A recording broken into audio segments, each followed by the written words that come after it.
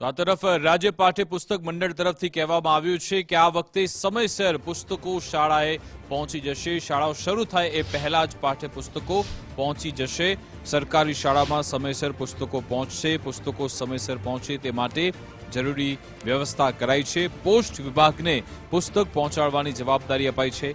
વેચાણ કિંમતના પુસ્તકો ઓનલાઈન મળી રહે તેવી વ્યવસ્થા પણ કરવામાં આવશે.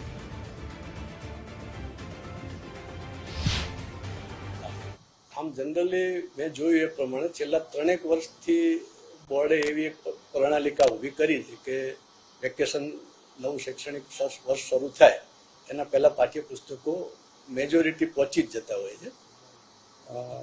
ક્યાંક ટ્રાન્સપોર્ટરની તકલીફના કારણે વહેલું મોડું થવાના ઇન્સિડન્ટ બન્યા પણ બહુ એ ઓછા બનેલા છે. એકચ્યુઅલી અમારે ત્યાં 2 પ્રકારના પાઠ્યપુસ્તકો આપણે બનાવીએ છીએ.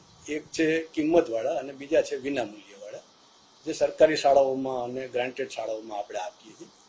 આ વિનામૂલ્ય પાઠ્યપુસ્તકો જે રહ્યા એની ડિસ્ટ્રીબ્યુશનની વ્યવસ્થા પાઠ્યપુસ્તક મંડળ કરે છે અને એના જેમ ઉપર ટ્રાન્સપોર્ટર કોન્ટ્રાક્ટર આપણે કાર્ટિંગનો આપેલો હોય છે અને એના દ્વારા આપણે એને ડેસ્ટિનેશન આપેલીએ છીએ અને ત્યાં આગળ એ મટીરિયલ ઉતારાવે છે.